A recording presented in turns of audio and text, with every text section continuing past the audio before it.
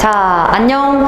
우리 엄매반도 오랜만이네. 우리 이제 문법의 진도를 지난번 인강까지 거의 반을 달려왔습니다. 그리고 반도 아니야 얘들아, 3분의 2가 끝났다고 생각하면 돼. 그래서 쌤이 이제 남은 우리 중세국어로 넘어가기 전에 앞에서 했었던 내용들 중에 다시 언급하고 정리하면 좋은 것들을 좀 몇 가지 추려왔어. 그래서 오늘 인강으로는 이제 남은 중세국어로 가기 위하여 정리해야 될 부분들 다시 한번 짚어보는 시간으로 가질 거고요. 그리고 다음 주부터 한 3회차 정도 되지 않을까? 3번에 걸쳐 우리 중세국어 부분까지도 한번 완벽하게 끝내보도록 하겠습니다. 자, 그럼 선생님이 얘기한 것처럼 앞에서 했었어 얘들아. 했던 거를 정리하는 시간이라고 생각을 했으면 좋겠어. 자, 의문은 이번에 내신 범위인 친구들 경우에 가장 쉽지 않아? 얘가 내신 범위뿐만 아니라 1학년 때부터 끊임없이 해왔던 부분들이기 때문에 의문 변동이 어려워요 하는 친구들을 잘 보지는 못했을 것 같습니다. 자, 그래도 쌤하고 복습하는 거니까 몇 가지 좀 짚고 가도록 할게. 얘들아, 의문이라는 거 우리 개념은 알고 있어야 돼. 말의 뜻을 구별해주는 가장 작은 소리의 단위라고 했어. 그래서 더 쉽게 의문이 뭐냐라고 하면 자음과 모음이요 라고 얘기를 해줘야 되는 거고, 그리고 우리 모음에는 1인분 못하는 누구? 반모음 이나 반모음 우가 있다라는 것도 같이 생각을 해주셔야 됩니다. 되겠죠? 자, 그리고 혹시나 해서 얘들아 이름 할 때 이거 의문의 개수 몇 개야? 하나, 둘, 셋, 넷, 5개야? 아니면 4개야? 당연히 4개겠죠. 왜냐면은 요 자리, 우리 맨 위에 초성 자리에 있는 이응은 형식적으로 들어간 거지 어떤 음가, 소리값이 없다는 것도 생각하셔야 됩니다.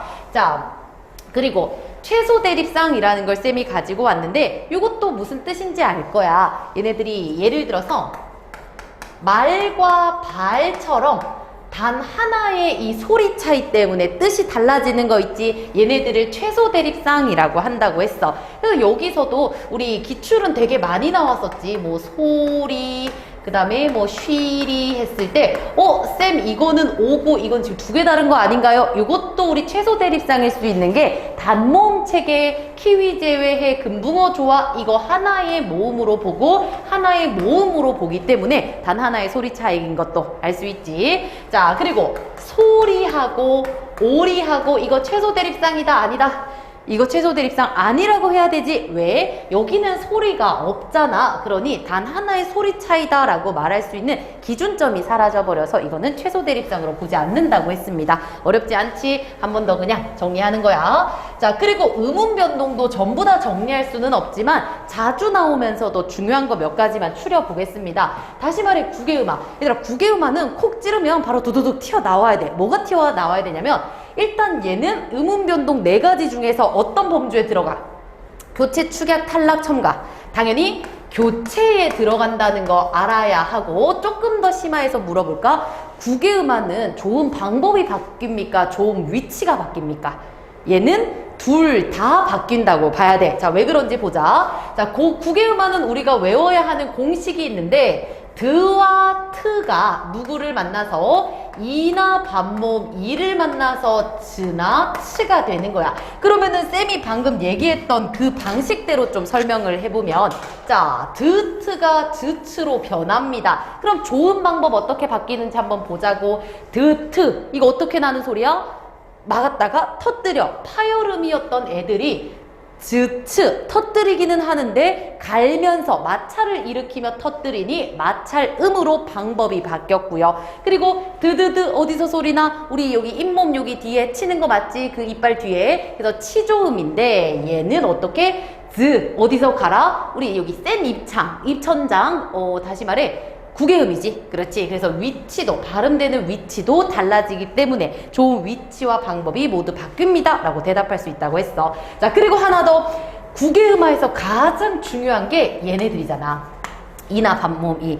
얘는 어떠한 어떤 조건이 더 들어가지. 항상 무슨 형태소여야 합니까? 얘는 형식 형태소여야 하고요. 그리고 우리 전체 다 배웠으니까 형식 형태소에는 뭐가 있다? 삼총사. 누구? 조사. 체온에 결합하는 조사. 접사, 어근에 결합하는 접사, 그 다음에 어미, 어간에 결합하는 어미, 이 삼총사여야 한다. 그렇기 때문에 형식 형태소가 결합한다는 건 앞에 형태소, 뒤에 형태소가 다른 형태소구나 라는 거. 다시 말해 형태소 내부에서는 일어나지 않습니다. 예시를 들어보면 잔디, 한 단어 안에서는 일어나지 않는다 라는 것도 볼 수 있다는 거죠. 괜찮지? 자, 그리고 이 구개음화 할 때 아마 내신에 나온 친구들도 되게 많았을 거야. 밭이랑 반리랑이라고 해서 동일해 보이는 환경이지만 형태소에 따라서 그 실험 모습이 달라진다는 것도 꼭 기억을 하셔야 돼요. 됐죠? 자, 그리고 이 구개음화는 너무 중요하다 보니까 중세국어 당시의 구개음화와 그 다음에 현대의 구개음화를 비교해서 이 전통적인 모습, 이 전통적 역사적인 흐름에 따라 어떻게 바뀌는지를 물어보는 경우도 있습니다. 간략하게 설명을 해보면, 처음에는 제일 처음에 구개음화가 없었어. 그래서 모든 발음이 편디, 그 다음에 또 뭐 지금 있는 뭐 김치도 옛날에 구개음화 돼서 그렇게 된 거거든. 막 딤태 막 이렇게 발음하고, 그 다음에 부텨 이렇게 해서 드츠의 발음이 거의 없었어. 그래서 다 드와 트로 발음을 했었다.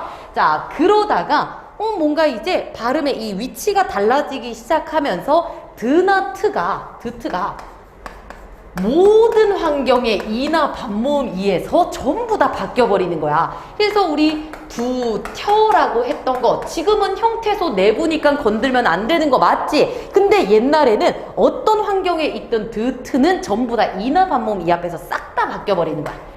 부처. 그리고 그 당시에 뭐 천디 이런 것도 쌤 이거 천도 아예 하늘천 아예 한 글자인데요, 한 형태소인데요, 상관없이 드트는 모든 환경에서 다 바뀌어버렸다는 거지. 천지 이렇게. 그치? 자, 그러면은 요런 거 있잖아. 쌤 근데요 잔디가 옛날에도 잔디였을 거 아니에요. 그러면 얘도 형태소 내부지만 드트가 이나 반모음 이 앞에서 다 바뀌니 지금의 형태가 잔지가 돼야 되는 거 아닌가요? 라고 물어볼 수 있는 거잖아. 그렇지? 자, 그리고 또 디디다 이런 거. 만약에 옛날에도 디디다라는 단어가 있었으면 모든 형태소 내부에서 드와 이가 만났으니 지금 어떻게 돼야 돼? 지지다가 돼야 되는 거 아닌가요? 라고 물어볼 수 있는 거지. 자, 그렇다면 모든 형태소에서 다 바뀌었어. 근데 지금 얘네들이 바뀌지 않아? 이렇게 전달된다라는 것은 이 당시의 얘네 형태가 이렇게 D나 뭐 T처럼 바로 붙는 관계가 아니었을 수 있다는 거야. 무슨 말이냐면 이렇게 생겼었거든. 잔디. 그러다 보니까 구개음화를 일으키려고 해도 뒤에다가 이가 붙어야 되는데 다른 게 붙어있네. 그렇기 때문에 얘는 구개음화의 환경이 아니었어. 그리고 시간이 가다가 잔드이 이렇게 하다가 뭐야 잔디로 그냥 발음이 이렇게 바뀌었어. 근데 발음이 바뀌고 나니까 이 구개음화는 사라지고 없는 거지. 그치? 그래서 이 디디다도 뭐 쌤이 생각하기에 이렇게 뭔가 중간에 끼어있는 형태가 아니었을까. 그렇기 때문에 옛날 그 역사적 구개음화의 환경을 피해서 발음이 되다가 시간이 흘러 우리 아까 얘기했지 드나 트가 이나 반모음 이를 만날 건데 얘가 형식 형태소다 라고 조금 그 조건들이 까다로워졌어. 제한이 많이 된 거지. 이렇게 바뀌고 난 후에 얘네들의 형태도 잔디 디디다. 하지만 이런 의가 떨어진다 하더라도 얘네들은 어차피 구개음화의 환경이 아니니까 원래 형태대로 이렇게 갈 수 있었던 것까지 생각하시면 돼요. 그냥 여기서 쌤이 좀 깊지만 지금 얘기하고 가야 될 것 같아서 얘기를 하는 건데, 구개음화는 중세국어 때 그 다음에 또 시간이 지나서 역사적 구개음화 그리고 또 시간이 지나서 지금의 구개음화 연관지어서 문제 나온 경우가 굉장히 많습니다. 그래서 이것도 한 번은 좀 보고 가자라는 거. 어쨌든 구개음화 환경이 조금 좁아졌다라고 생각하면 돼. 좀 더 갈게요. 자, 그리고 우리 니은 첨가 모의고사에 단골 대단골이야. 대단골 니은 첨가. 얘도 그냥 공식처럼 외워야 한다고 생각하면 돼. 몇 가지 예시는 가지고 있으세요. 어떤 거? 색연필 그냥 발음 일부러 이렇게 한 거야. 그 다음에 또 불여우, 그 다음에 하나 더 식용유. 자, 근데 얘들 발음 어떻게 한다고? 색연필이 아니라 생년필, 그 다음 불려우, 식용유라고 해서 없었던 니은이 들어간다고. 근데 얘네들의 환경에서 조금만 구체적으로 들어가면 일단 두 단어가 합쳐져서 만들어진 거야. 그리고 공통점은 뭐다? 앞에 있는 말의 끝이 전부 다 자음으로 끝나고요. 됐죠? 그리고 뒤에 있는 애들 결합한 거 보니까 유. 우리 뭘로 시작하는 거야? 이나 반모음 이로 시작할 경우 앞말이 자음으로 끝나 뒷말이 이나 반모음 이야. 그러면 이때 니은이 첨가된다 라는 걸로 기억하기로 했었죠. 그치? 자, 그래서 이 니은 첨가 당연한데 쌤이 구개음화 옆에다가 실어놓은 이유가 뭐냐면 밭이랑 얘 때문인 거죠. 밭이랑 논이랑 할 때 뭐뭐랑 형식 형태소 이가 왔을 땐 구개음화가 일어날 거야. 하지만 한 고랑 두 고랑 했을 때 그 뜻이 있는 실질 형태소 이랑이 온다면 아까랑 똑같은 환경이지만 반리랑이 된다는 거. 왜 어떤 애는 밭이랑이고 어떤 애는 반리랑인지 요거를 너네들이 구분을 해야 되기 때문에 한 번 더 언급하고 갑니다. 이까지만 말해도 괜찮겠지? 자, 그리고 이제 뒤로 한 가지만 더 가면 반모음화에 의한 축약입니다. 말도 참 어렵게 생겼고 사실 이런 것들을 시험에 수능에 낼까 싶어. 좀 복잡해 설명하기가. 근데 이해는 하자고요. 우리 반모음화라는 거는 이가 반모음 이로 바뀌는 거야. 그래서 이게 모음과 관련한 거 쌤하고 옛날에 했었는데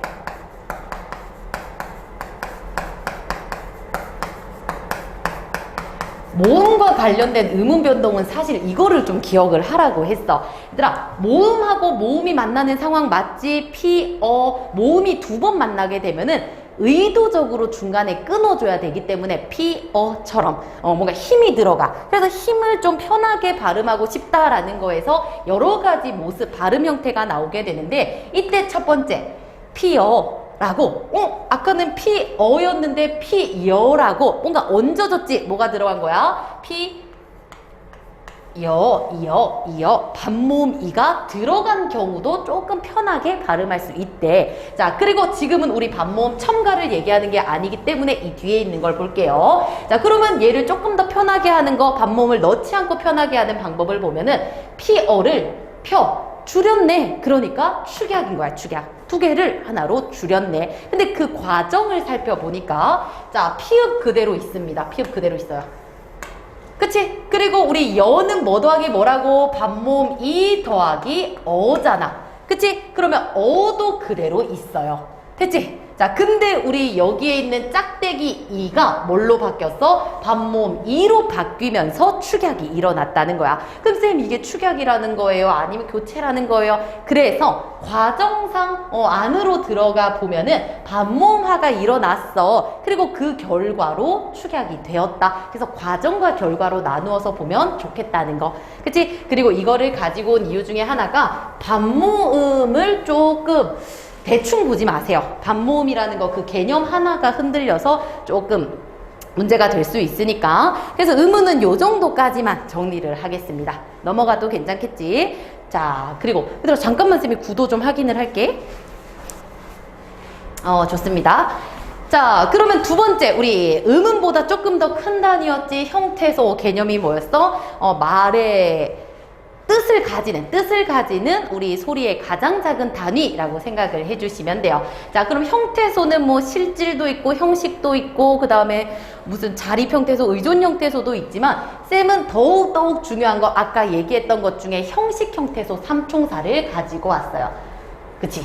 조사, 어미, 접사. 그리고 얘네들은 그냥 쌤이 생각하기에 문법에 가장 중요한 건 아닌데 모르면 여기저기에서 구멍이 너무 생겨.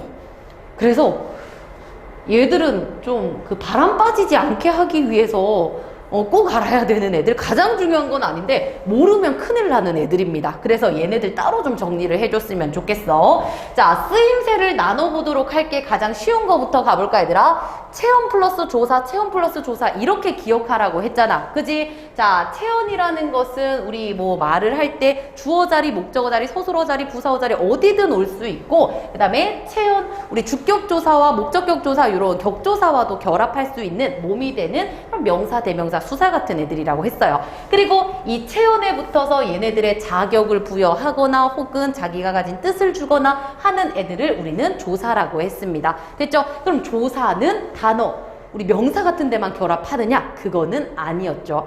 내가 먹기도 했다처럼 먹기, 먹다, 먹고, 먹기 등등등 활용 형태에도 붙을 수는 있습니다. 체험 플러스 조사라는 거 자체를 좀 생각해 주시고요. 자, 그리고 우리 어간과 어미로 가면 얘들 뭐 할 때 나오는 개념이라고 했어? 어간과 어미? 쌤 수업을 들었으면 이거는 무조건 알아야 돼. 어간과 어미는 활용할 때 나오는 개념이고, 활용이 뭐야? 먹다, 먹고, 먹어서, 먹으니, 먹으니까 등등등등 하나의 형태를 달리하는 걸 우리는 활용이라고 한다고 했습니다. 그럼 형태를 달리할 때 변하지 않는 부분 어간이라고 했었고, 변하는 부분 어미라고 했었어. 자, 그래서 예를 들어보면 솟다에서 어간 어디 있습니까? 솟다. 솟다, 솟고, 솟으니 등등등등 요거 솟까지가 어간이고 뒤에 붙어 있으니까 요거 어미라고 보면 되겠네요. 되겠죠? 자, 그리고 이 경우에는 어때 얘들아? 치솟다의 어간은 어디 있습니까? 치솟다, 치솟고, 치솟으니 등등등등 이 치솟까지가 어간이고 이 뒷부분은 또 어미가 될 겁니다. 괜찮죠? 그리고 치솟 자, 치솟았으니 여기서도 역시나 기본형을 생각해. 기본형이 뭐지? 치솟다잖아. 그러니 기본형에 이렇게 변하지 않는 부분이 어간이고요. 뒤에 붙어 있는 애들이 당연히 어미겠죠. 쌤이 일부러 어미를 더 많이 붙인 거 알지? 왜? 맨 마지막에 붙어 있는 애들을 단어의 끝에 있다라고 하여 말어미라고 한다고 했고, 그리고 이 단어 끝 바로 앞에 있는 애들을 선어말어미라고 한다고도 했죠. 그래서 어미가 뭔지, 그리고 또 우리 어미의 종류도 당연히 너네들이 정리가 돼 있을 거라 생각을 합니다. 됐죠? 자, 그래서 다시 정리하면 어간 어미는 활용할 때 나오는 개념이다. 활용, 우리 규칙 활용, 불규칙 활용 쌤하고 길게 했었는데 꼭꼭꼭 복습해두세요. 아셨죠? 자, 그리고 어근접사는 언제 나오는 개념이라고? 언제? 뭐를 형성할 때? 단어를 형성할 때 나오는 개념이 어근과 접사야. 새로운 단어를 만들어야 돼. 그치? 자, 그러면 복습으로 어근과 어근이 합쳐지면은 얘네들 합성어가 되는 거 맞죠? 그리고 실질적인 어근하고 뜻을 제한하거나 한정해주는 접사가 붙어서 만들어진 애들 파생어라고 했습니다. 포인트는 뭐냐면 새로운 단어를 만들어야 돼. 자, 그래서 예를 들어보면 일단 이 솟다는 합성어야 파생어야? 안에 보면 되잖아. 여기서 실질적인 의미 가지고 있는 거 솟, 어근 하나 있지? 그리고 쌤 뒤에 있는 거 어미인데 우리 어미는 단어 형성에 기여를 못하니까 얘는 어근 하나로 만들어진 단일어라고 했어. 됐지? 자, 그리고 치솟다를 볼게요. 이거부터 물어보자. 솟다랑 치솟다랑 같은 단어야, 다른 단어야?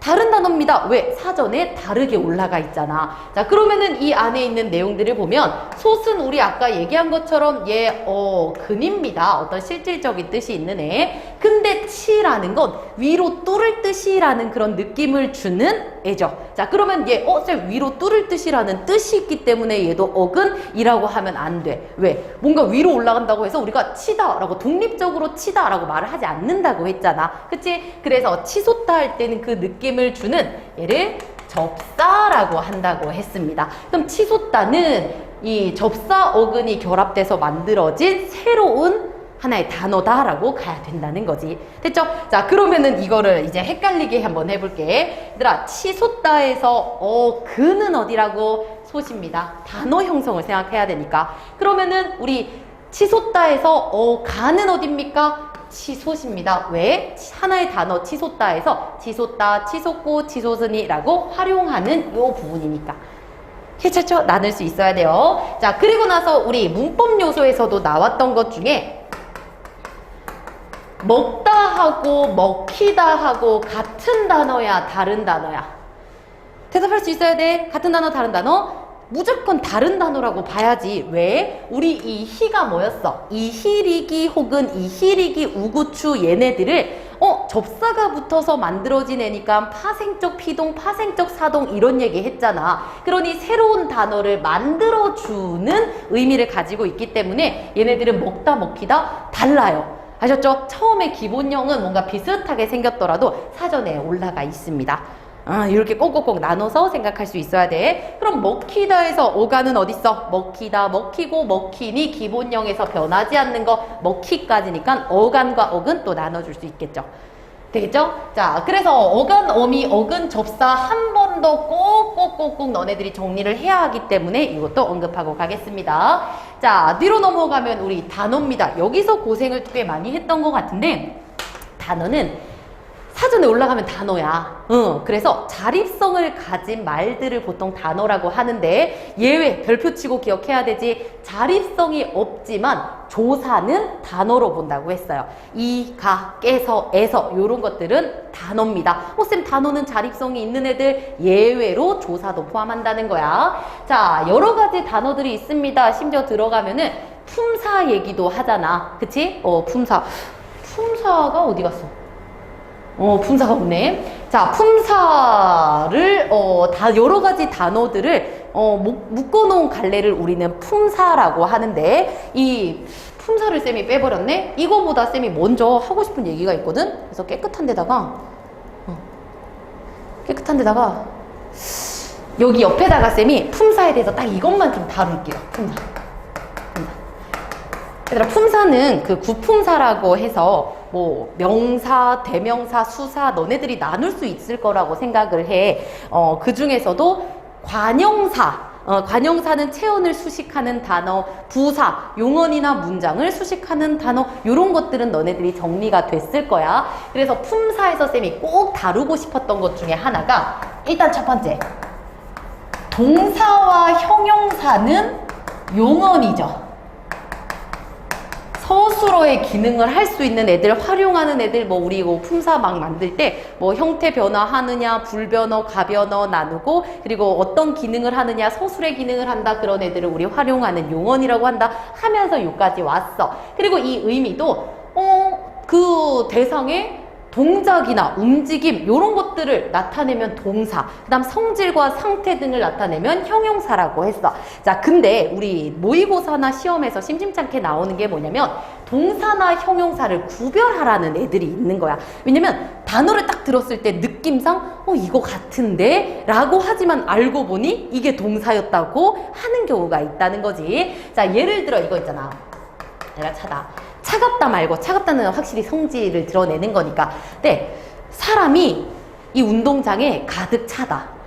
그러면 뭔가 가득 차 있는 상태 같은 느낌이 들지 않아? 조금씩 차오르는 느낌? 그 느낌. 그래서 얘를 차 있는 상태니까 형용사라고 했더니 알고 보니까 얘는 동사였던 거야. 그리고 있다. 이것도 얘들아 두 가지 뜻. 저번에 이거 우리 쌤하고 했을 때 계시다의 뜻하고 어디에 존재하다 뜻하고 소유하다의 뜻하고 좀 달라지는 그런 것도 있기는 하지만 있다. 얘는 그 자리에 계시다라고 생각해보자. 그 자리에 있어. 그러면 그 자리에 가만히 있는 거니까 얘는 동사인가? 그런 막 헷갈리는 그런 게 있잖아. 그래서 얘네들을 구분하는 방법을 조금 알려줄까 해. 이미 알고 있는 친구들도 있지만 동사와 형용사인지 나눌 때 일단 가장 처음 생각해 봐야 되는 게 뭐냐면 뭐뭐 고 있다 와 결합을 먼저 시켜보세요. 뭐뭐 고 있다. 왜냐? 얘들아 뭐뭐 고 있다를 우린 진행이라고 하잖아. 그럼 진행이 이루어지려면 동작, 어떤 움직임이 나타나야 돼. 그래서 뭐뭐 고 있다와 결합이 좀 스무스하다. 그럼 동사로 가는 거예요. 사람들이 차고 있다. 그치? 그러니까 차는 중이다. 똑같은 맥락이야. 그러니 진행을 나타내는 거니까 이거는 동사구나. 이렇게 가는 거고. 그리고 또 같은 맥락으로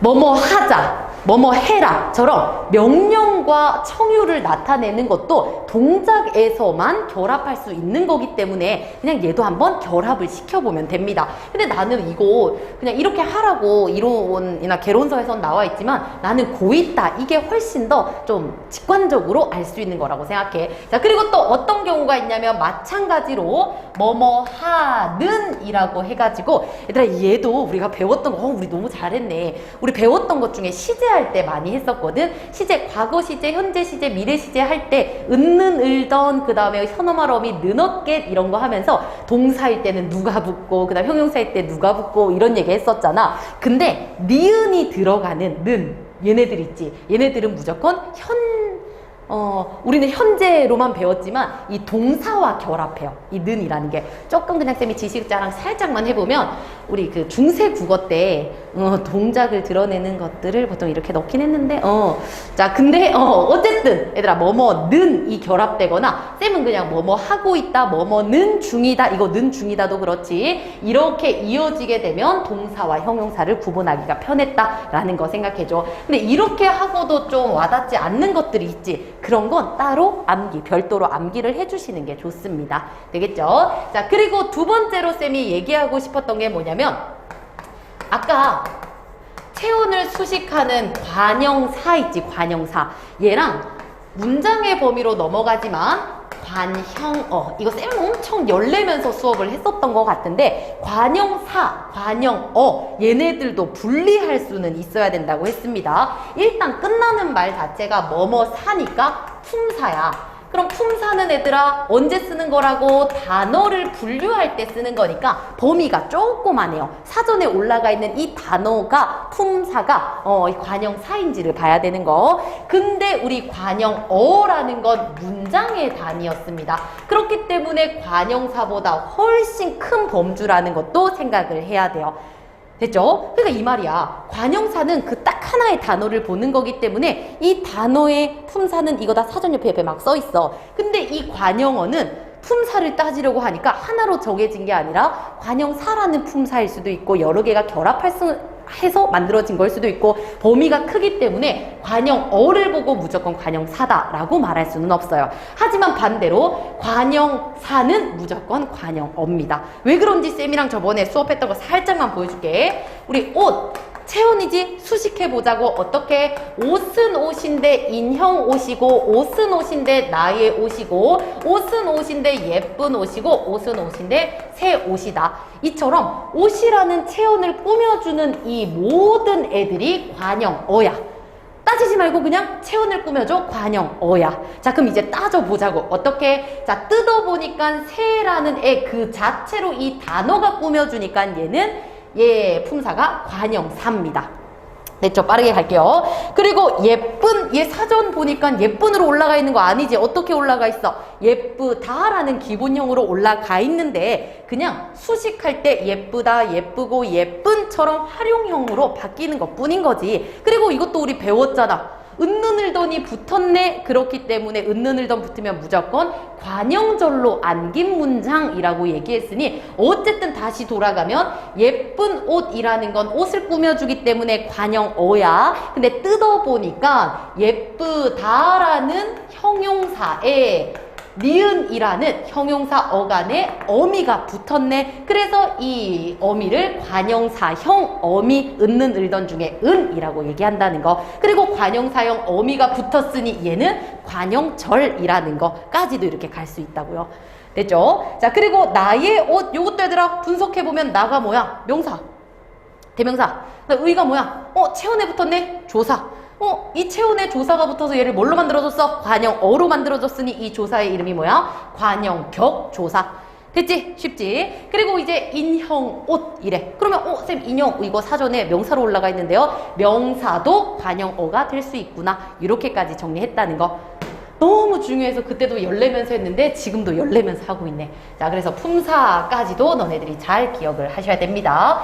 자 그리고 이제 단어로 넘어가면 얘도 시험 문제 엄청 많이 나오는 애지. 명사 파생접사와 명사형 어미. 근데 쌤이 방금 얘기했던 것들을 다 녹여서 다시 보면 되는 것 뿐이야. 다시 말해 파생접사다 얘들아. 접사의 기능이 뭐라고? 뭐를 만들어줘? 단어를 형성하는 애입니다. 새로운 단어를 만들어낼 거야. 예를 들어서 묵다라는 묵다라는 동사가 있었어. 근데 쌤이 여기다가 음이라는 말을 통해서 묶음 배송, 묶음 판매라는 묶음이라는 새로운 단어, 명사를 만들어 버렸네. 그래서 이때 음을 붙어서 새로운 단어를 만드는, 특히 명사를 만드는 파생 접사다라고 본다는 거죠. 자, 그러면 이 음이 붙어서 결국 이 앞에 있는 애가 뭐가 됐다는 거야? 동사에서 명사가 됐다는 거지. 새로운 단어가 되었다라고 보는 거야. 자, 그리고 나서 명사형 어미야. 그럼 어미는 누구랑 붙어?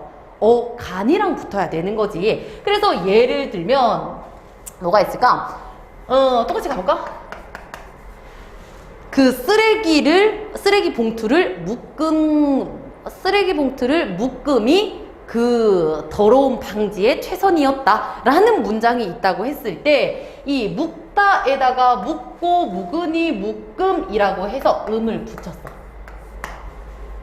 봉투를 묶음이 아주 큰 문제의 방지였다 라는 문장이 있었다고 했을 때 똑같은 음을 넣기는 했지만 봉투를 묶음이라고 했을 때 하나의 명사로 기능하게 하는 것이 아니라 봉투를 묶다라는 서술성이 여전히 남아있어. 그래서 아까와 똑같은 음의 형태기는 하지만 아까는 서술성을 읽고 그 자체로 하나의 명사가 되었다면 이거는 모양은 똑같지만 어쨌든 목적어도 가지고 주어도 가지는 서술성이 있네. 그래서 형태는 같더라도 얘는 명사형 어미일 뿐이다. 그냥 동사 묶다의 변형일 뿐이다 라고 생각하기로 했습니다. 자, 그래서 너네들 문제 많이 풀어보니까 이 명사 파생접사 음과 명사형 어미 얘네들의 차이 나타낸 방법도 여러 개 있었지. 뭐였냐면 얘가 붙어서 명사를 만들었어. 그럼 그 단어가 명사니까 누구의 꾸밈을 받아야 돼? 관용어, 부사어. 누구? 채운이니까 관용어의 수식을 받을 거야, 얘는. 그치? 자, 근데 우리 명사형 어미 이라는 건 아직까지 얘는 그냥 용언이야. 근데 그냥 형태가 명사형으로 바뀐 것 뿐이지. 그러니까 서술성을 가지고 있는 이 명사형 어미는 어쨌든 용언이기 때문에 누구의 수식을 받아? 관용어가 아닌 부사어의 수식을 받는다. 그치? 그래서 누가 꾸며주냐에 따라서도 명사니까 얘, 그 다음에 얘는 아직 동사니까 얘, 이렇게도 나뉠 수 있다는 거 봐주시면 돼요. 됐죠? 자, 그리고 나서 단어 조금만 더 가면은 합성어와 파생어인데 쌤이 사실 여기서 해줄 수 있는 말은 합성어는 이론적으로 어근 더하기 어근이야. 그리고 파생어는 어근 플러스 접사야. 그치? 근데 얘가 어근인지 쌤 이게 접사인지 제가 어떻게 알아요? 라는 질문이 제일 많은데 누누이 말했지만 독립적으로 덜 익은 걸 보고 푸시다 라고 하지 않으니까 얘는 의미가 있어 보여도 접사란다. 쌤은 요렇게 최선을 다해 설명을 하거든. 근데 납득이 안 되는 경우가 있어. 그때는 외워야 해요. 아셨죠? 그래서 합성어나 파생어 이때까지의 기출들을 보면 사실 다 돌고 도는 예시들이거든. 그래서 문제를 풀면서 내가 진짜 와닿지 않는 것들, 이해로 안 되는 것들은 암기가 좀 필요하다라는 말을 해주기 위해서 집어넣었습니다. 자, 그리고 나서 합성어, 파생어 요거 할 때도 그것도 있더라 얘들아. 직접 구성성분 분석이라고 해가지고 예를 들어 나들이라는 단어가 있잖아. 근데 이 단어가 한 번에 빵 만들어진 게 아니고 요거를 분석하면 또 범주를 나눠서 분석하고 올 수 있는 거야. 다시 말해 이거야. 자, 나들이라는 말을 다 뜯어보면 나가다, 들어오다 할 때 그 나다와 들다가 결합됐어. 거기다가 이라는 애도 있다는 거지. 그럼 어쨌든 세 부분이 있다는 건데 누구랑 먼저 결합한지를 찾아내는 게 IC 분석이에요. 자, 이렇게요. 나며 들다에다가 이가 붙었는지 아니면 들이에다가 나중에 나가 붙었는지 이런 거를 분석하는 걸 IC 분석이라고 합니다. 자, 근데 얘네들은 뭐가 더 자연스러워? 나가고 들어오다가 결합한 다음에 이가 결합했구나 이렇게 보는 거지. 이런 걸 굳이 하는 이유가 뭐냐면 쌤처럼 방금 이렇게 해석을 하잖아? 그러면 나고 들다 뜻이 있어 어근이야. 근데 이 뜻 없잖아? 접사야. 결과적으로 파생어가 되는 겁니다. 됐죠? 근데 들이가 먼저 결합했어. 그럼 들어오는 어떤 것이니까 얘도 뜻이 있는겨. 그리고 나가다라는 뜻이 있으니까 뜻 있고 뜻 있네. 이 순간은 또 합성어가 된다는 거지. 그래서 IC 분석을 해서 얘가 합성어든 파생어든 그 안에 붙어있는 그 관계를 파악해야 결과적으로 어떤 형태로 도출되는지를 생각할 수 있어요. 자, 한 개만 더 예시를 들어보면 해돋이 있잖아요. 해돋이. 얘를 해가 돋다에다가 이로 결합을 시킬 건지, 이가 결합했다 볼 건지, 아니면 돋았어 해가 이렇게 결합을 할 건지에 따라서 또 의미는 달라집니다. 처음부터 한번 볼까? 해돋이. 그러면 이 도지는 다시 돋다에다가 이가 붙었어. 그러면 뜻이 있는 어근에다가 접사가 결합해서 파생어가 됐지. 근데 파생어는 새로운 단어이기 때문에 이미 뜻이 있는 어근이 됐어. 그럼 어근에다가 어근 붙었으니 이거는 합성어다. 이렇게 보는 경우 하나. 근데 해가 돋다라는 어떤 말에 이가 붙었다고 보자고. 자, 그러면은 해가 돋다. 얘네들 자, 뜻 있고 뜻 있습니다. 그러니 얘는 합성어인데 합성어도 하나의 단어가 된다고 하면 얘도 어근일 거야. 됐지? 그럼 어근에다가 이 뜻없는 애가 붙었네. 결과적으로 파생어입니다. 됐죠? 그럼 위로 해석했을 땐 합성어, 밑에서는 파생어, 요거는 합성어, 요거는 파생어가 되는 거지. 근데 우리가 이렇게 지금 우리 현행 국어 문법에서는 해가 돋다에다가 이가 결합한 파생어의 형태로 보거든. 그럼 분명히 이런 질문이 있을 수도 있어. 해돋이라는 단어가 없잖아요. 그치, 없기는 해. 없긴 해. 근데 설명상의 편의를 위해서 이렇게 또 가고 있다는 거 생각하시면 돼요. 어쨌든 이게 중요한 건 IC 분석을 해서 이 결과를 어떻게 볼 것인가, 이것도 스스로 한번 몇 가지로 연습을 해보면 좋을 것 같아요. 됐죠? 자, 그리고 통사, 비통사, 이거 진짜 질문 엄청나게 많지? 너희들. 그리고 문제도 엄청나게 많이 풀었을 거고 내신에서도 이거 엄청나게 많이 다룹니다. 근데 쌤이 얘기했지, 국어의 정상적인 단어 배열법과 일치하느냐, 일치한다면 통사고 아니면 비통사인데 맞는 걸 찾지 말고 비통사를 찾으라고요. 예를 들면 뭐가 있어? 어가는 누구랑 결합해야 돼? 어미랑 결합해야 돼. 근데 나들이 할 때 나들 있지? 나고 들다처럼 나다 뒤에는 무조건 어미가 와야 돼. 근데 어미가 오지 않았네? 그러면 얘네들의 관계는 비통사야. 근데 얘들아, 쌤이 이거 예시를 잘못 가지고 온 건데 나들이 가지고는 얘기할 필요가 없지. 왜? 얘는 파생어니까. 우리 통사, 비통사는 합성어에서 하는 얘기라고 생각해야 돼. 그래서 예를 들면은 뛰놀다 같은 거죠. 뛰놀다. 예시를 잘 들걸. 뛰놀다. 자, 어간이 왔는데 뛰다, 뛰고 같은 어미가 없으니까 비통사다. 이렇게 간다는 거. 그리고 체어는 누가 꾸며준다고? 체어는 관형 어가 꾸며줘야 되는데 붓을 부사가 꾸며주고 있네. 어색하다고. 그래서 비통사는 어미가 없거나 부사가 체언을 꾸며주거나 하는 경우로 한정이 됩니다. 되셨죠? 그래서 이것도 다시 한번 봐주시면 되고요. 자, 그리고 나서 뒤로 넘어가면 이거 문장 부분을 쌤이 완전 다시 하고 싶었는데 지금 기회가 왔어. 그래서 이거를 하기 위해서 사실 이 정리를 하는 것 같아.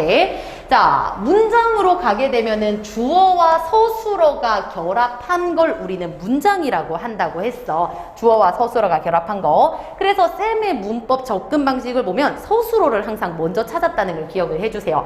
자, 이런 문장도 하나만 있으면 혼문장, 그 다음에 둘 이상이 나타나면 겹문장이라고 한다고 했어. 그러면 이때 겹문장일 경우에 얘네들이 결합하는 모양에 따라서 안 왔느냐 혹은 이어졌느냐를 나눈다고 했는데 그냥 이렇게 나란히 이어졌으면 이어진 문장. 근데 우리 문장 안에 주어 서술어가 들어가 있으면 아는 혹은 안긴 문장이라고 한다고 했습니다. 쌤은 안긴 문장에 초점을 좀 맞춰볼게요. 자, 아는 문장 다시 그려볼게요. 주어와 서술어가 있습니다. 그 속에 새로운 주어와 서술어가 들어가 있어. 이때 안에 있는 애들을 우리는 안긴 문장이라고 얘기하고 또 절이라고 얘기한다는 것도 기억하셔야 돼요. 됐죠?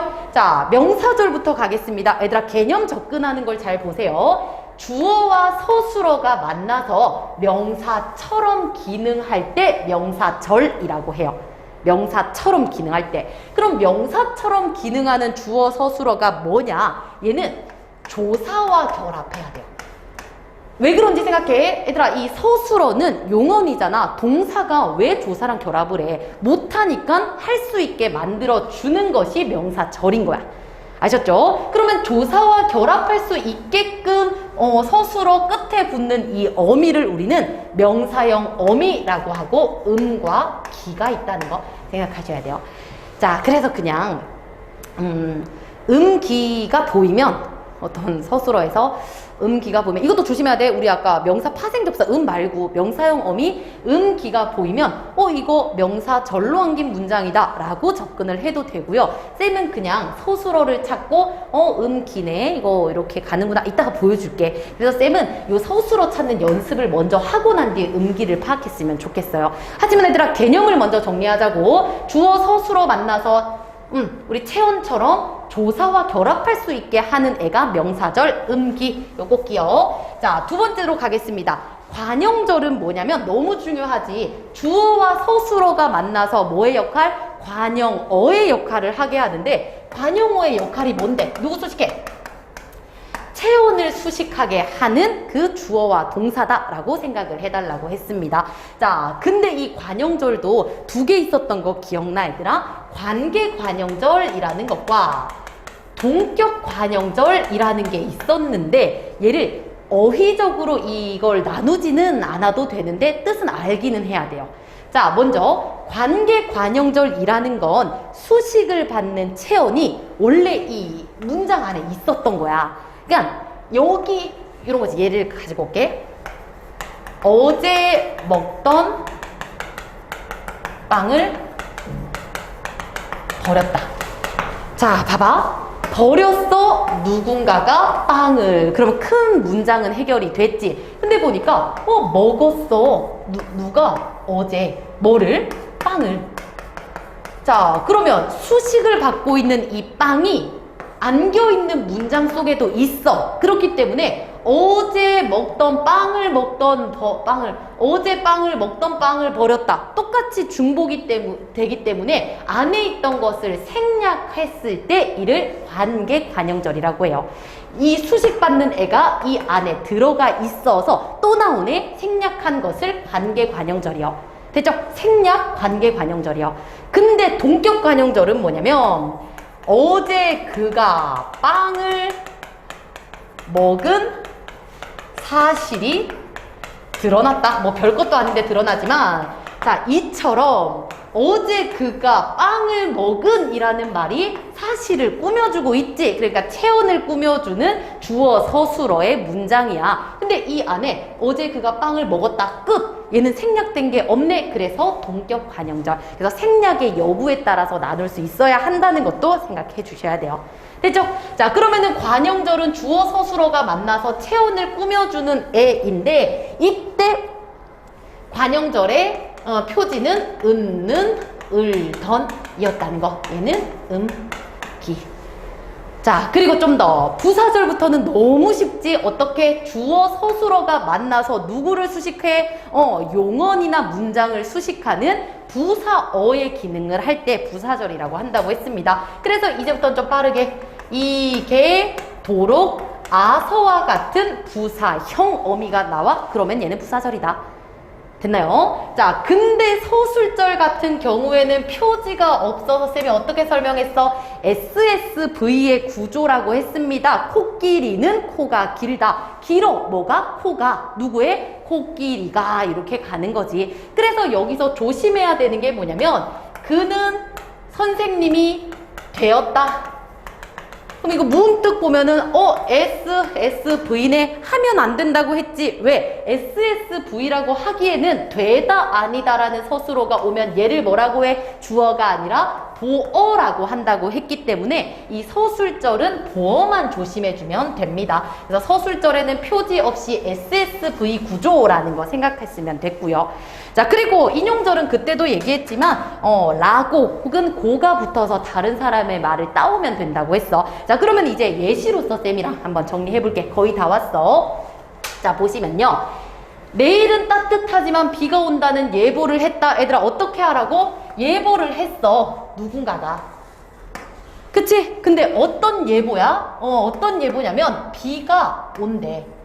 따뜻하대 내일은. 됐나요? 그러면은 누군가가 예보를 했다라는 큰 문장 안에 또 비가 온다, 내일은 따뜻하다 라는 문장이 또 들어있어. 그리고 얘네들이 지금 뭘 해? 그 뒤에 있는 예보를 꾸며주고 있죠. 자, 그러면 주어 서술어가 만나서 체온을 꾸며주는 기능을 하는 거 우리 누구? 관형절이었지. 그럼 얘가 꾸며주네. 그럼 관형절이라면 끝에 보니까 은는 을더니 확실히 있네. 그러니 얘는 관형절이구나. 쌤, 근데 그 예보를 말해주잖아요. 그럼 그 예보를 따온 거니까 인용절. 얘들아, 인용절은 뭐가 붙어야 된다고? 뭐뭐 라고나 고가 붙어야 되잖아. 근데 라고랑 고 어딨어? 없으니까 인용절이면 안 되죠. 아셨죠? 이거 21년도 수능이었나? 그거에 선지에서 가지고 온 거거든. 되게 간단해. 쌤이 한 과정을 봐야 돼. 큰 서술어를 구하고 난 뒤에 안에 있는 주어 서술어를 구하고 얘 기능을 보는 거야. 됐지? 자, 그러면은 이 예보, 이 문장에서 생략되는 거 있어, 없어? 내일은 따뜻하다, 비가 온다. 없지? 동격 관형절이네요. 됐죠? 조금 더 가겠습니다. 자, 시민들은 도시를 만들었어, 시민들은. 그치? 근데 도시를 만들었는데 어떤 도시야? 공원이 많고 거리가 깨끗한 도시야.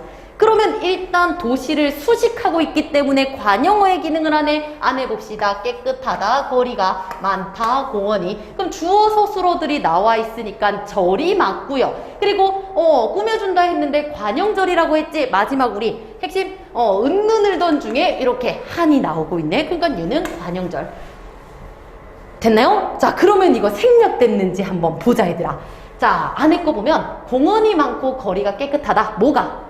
도시가. 그래서 이거의 원래 형태는 도시가 공원이 많고 도시가 거리가 깨끗하다. 이렇게 주어 서술어, 이게 서술절의 형태였는데 이렇게 빠진 거지. 이해되죠? 자, 그리고 이제 세 번째로 가겠습니다. 바람이 거세고 어둠이 내리기 전에 산에서 내려갔다. 보겠습니다. 내려갔어, 누군가가. 그리고 자, 산에서 내려갔대요. 그치? 이거는 부사어니까 상관없어. 자, 그리고 언제 내려가? 이러하기 전에 내려갔대요. 그럼 이거의 문장은 원래 누군가가 내려갔다 끝입니다. 누군가가 내려갔다. 자, 근데 안에 서술어 한번 볼게. 내립니다, 어둠이요. 거셉니다, 바람이요. 자, 그러면은 이렇게 봤을 때 봅시다. 헷갈리면 안 되더라. 정말 중요해. 자, 일단 이거 전을 꾸며주네. 그러면 이거 관용절 아닌가? 뭐뭐 하기 전이라는 명사를 꾸며주니까 얘 명사를 꾸며주는 관용절이 아닐까 하고 봤더니 끝에 뭐가 있어? 기. 명사형 어미 기가 있네. 근데 얘들아, 이건 어려워할 게 없는 게 아까 쌤이 얘기했지. 옷은 옷인데 인형 옷이라고 했잖아. 명사가 뭣도 할 수 있어? 옷이라는 체언을 꾸며줄 수도 있다고 했지. 그러면 명사절로 안긴 애가 명사의 기능을 하면서 명사를 꾸며줄 수 있는 거야. 관형어의 역할을 하기는 하지만 얘는 명사절입니다. 헷갈리면 안 돼. 관형어의 역할을 하는 건 맞아. 하지만 얘는 명사절이야. 왜? 기가 쓰이잖아. 이거 그냥 명사처럼 쓰이니까. 그러니 이거 보고 너네 똑같이 얘들아, 인용이라는 체언이 옷을 꾸며줬다고 해서 관형어의 기능을 한다고 했잖아. 그렇다고 얘가 명사가 아닙니까? 아니잖아. 얘는 명사인데 그런 기능을 해. 명사절인데 그런 기능을 해. 라고 보는 거죠. 되겠죠? 자, 그래서 이 마지막 문장은 얘들아 더더욱이 중요한 게 뭐냐면 이거 가지고 함정으로 내리기 전에 이거를 부사어로 보잖아. 부사어. 근데 부사절로 안겼다라고 말하기에는 이게 도록 아서라는 게 전혀 없죠. 그래서 얘는 꼭 명사절이고 명사절이 체언을 수식할 수도 있구나라는 거 반드시 기억합니다. 되겠죠? 자, 그리고 나서 두 개가 더 남았는데 이것도 얼른 한번 해볼게. 자, 알았어. 뭐를? 나는 알았어. 뭐를? 이러한 것을 알았다. 자, 근데 이거는 되게 쉽지? 나는 어떠한 것을 알았다. 그러니까 지금 명사의 역할을 하니까 이거 자체가 명사절이고 한번 우리 확신해 봅시다. 음기 중에 음이 쓰인다는 거 확인할 수 있지? 그러니까 명사절 빼박이야. 자, 근데 우리 질문이 좀 달라졌네요. 안긴 문장이 주성분으로 쓰이냐? 얘들아, 주성분 뭐 있어? 주어, 목적어, 서술어, 보어. 지금 뭘로 쓰여? 뭐뭐를 목적어로 쓰이네? 맞는 말이죠. 됐죠? 자, 그리고 마지막 문장으로 갈게요. 거닐었습니다. 누가요? 삼촌은요.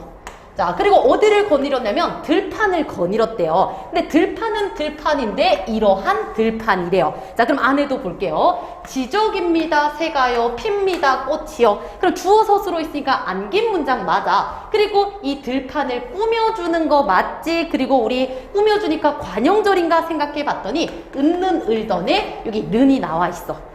그죠? 그럼 이거는 관용절 맞고요. 관용절이니까 부속성분 관용어로 기능하는 것도 맞습니다. 그리고 여기에 조사 결합. 이거 지금 조사냐고 묻는 건데 지적이다, 지적이고, 지적이는 이라고 했을 때 활용 형태지 조사 아니잖아. 그러니까 이것도 맞는 얘기 이렇게 가주시면 돼요. 됐죠? 쌤이 그래서 이 문장, 안긴 문장, 아는 문장을 너무 다루고 싶었는데 이렇게 좀 하나의 예시를 가지고 보니까 조금 마음이 편해지는 것 같네. 자, 그러면은 오늘은 이렇게 전체 정리를 했다고 보고 다음 시간에는 중세국어 이제 슬 들어가도록 하겠습니다. 그러니 여러분들도 새로운 진도 나가기 전에 미리미리 정리가 좀 됐으면 좋겠어요. 자, 그러면 오늘 수업도 이렇게 마무리하도록 할게요. 고생하셨습니다.